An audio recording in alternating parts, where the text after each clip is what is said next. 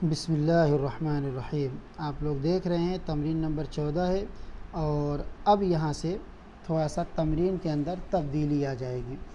لکھا ہوا ہے مبتدا مرکب توصیفی اردو میں ترجمہ کریں، یعنی اب تک جو آپ لوگ پڑھتے آئے ہیں مبتدا اور خبر، تو مبتدا بھی مفرد ہوا کرتا تھا، مرکب نہیں ہوتا تھا، اور خبر بھی مفرد ہوا کرتی تھی، مرکب نہیں ہوا کرتی تھی۔ مبتدا کبھی واحد کی شکل میں آیا، کبھی تثنیہ مثنیٰ کی شکل میں آیا، کبھی جمع کی شکل میں آیا، کبھی خالی جگہیں بھرائی گئیں تو اس میں بھی واحد تثنیہ اور جمع کی رعایت کی گئی اور اس پر مشق کرائی گئی۔ اب مفردات کی بحث ختم ہوئی ہے، مرکبات کی بحث شروع ہوئی ہے، اور مرکبات کی بحث میں سب سے پہلے مرکب توصیفی کو لایا گیا ہے۔ مرکب توصیفی کہتے ہیں جو موصوف اور صفت سے مل کر کے بنے، تو صرف ابھی مبتدا کو مرکب کیا گیا ہے، اور خبر کو بھی مرکب کرنے کی کوشش کی گئی ہے، وہ دوسری شکل ہے، لیکن مرکب جو اضافی توصیفی ہے اس میں صرف مبتدا کے اندر ہی اس کو دکھایا گیا ہے۔ آگے چل کر کے مبتدا اور خبر دونوں میں دکھایا جائے گا انشاءاللہ۔ فی الحال اس کو دیکھتے ہیں۔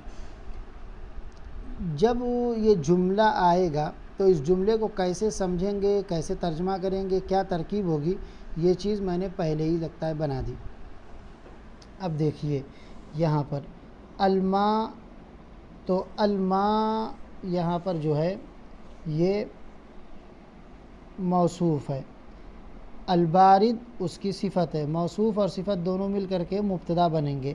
نعمتن یہاں پر خبر ہے اور فی حرف جر ہے، اور السیف مجرور ہے، جار مجرور سے مل کر کے متعلق خبر ہے، مبتدا اپنے خبر سے مل کر کے جملہ اسمیہ خبریہ ہو گیا۔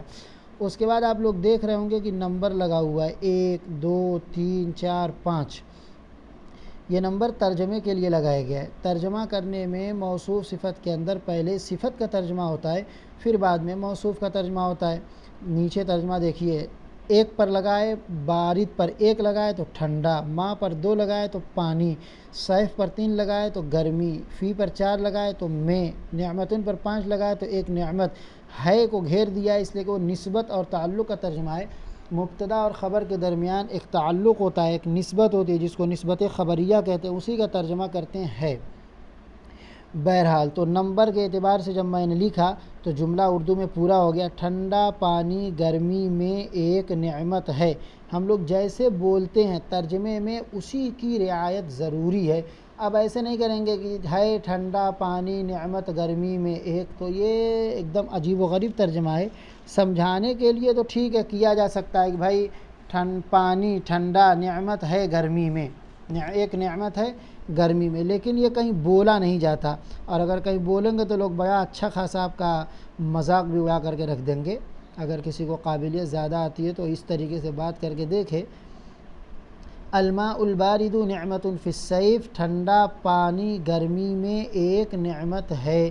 تمام جملوں کے اندر اسی طور پر نمبر لگا کر کے پہلے موصوف پر وہ صفت پر 1 لگائیں، موصوف پر 2 لگائیں، مجرور پر 3 لگائیں، جار پر 4 لگائیں اور خبر پر 5 لگائیں، اور اس کے بعد ترجمہ کریں۔ انشاءاللہ العزیز ترجمہ بالکل درست ہوگا اور بات سمجھ میں آ جائے گی۔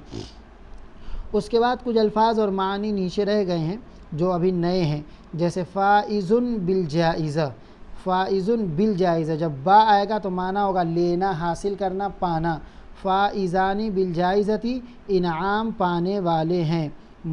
راسبن آیا ہے چوتھے والے جملے میں، راسبن کا مطلب فیل ہونا، ناکام ہونا، اور چھٹے میں آیا ہے متعلم، متعلم کا مطلب ہوتا ہے تکلیف میں ہونا، درد میں ہونا۔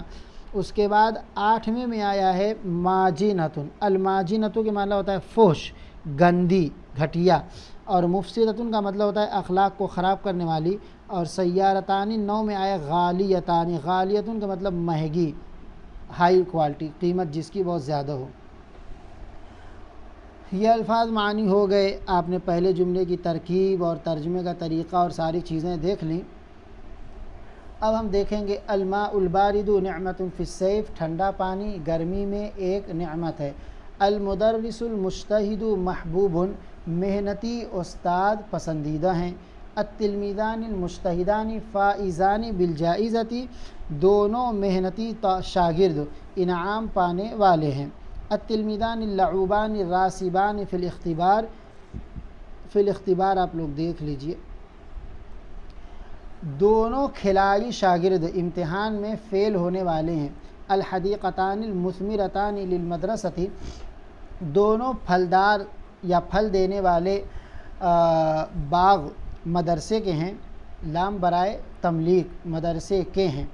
الرجل المریض متألم، بیمار آدمی تکلیف میں ہے۔ الکتب الدینیۃ نافعۃ للطلاب، دینی کتابیں طلباء کے لیے فائدے مند ہیں۔ الکتب الماجنۃ مفسدۃ للاخلاق، فحش کتابیں اخلاق کو خراب کرنے والی ہیں۔ السیارتان الجدیدتان غالیتان، دونوں نئی ٹیکسیاں مہنگی ہیں۔ الملوک العادلون فی الجنہ، انصاف پسند بادشاہ جنت میں ہیں۔ القضاة، قاضی کی جمع قضاة پیچھے آ چکا ہے۔ مسلم جج انصاف پسند ہیں، یا مسلم قاضی کہہ لیجئے، مسلم ججز کہہ لیجئے۔ الازہار الجمیلۃ متفتحۃ فی الحدیقۃ، خوبصورت پھول باغ میں کھلے ہوئے ہیں۔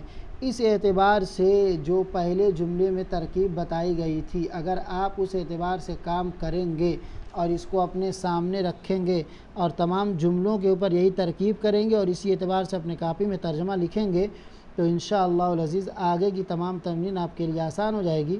جملے بنا کر کے آپ دکھا بھی سکتے ہیں۔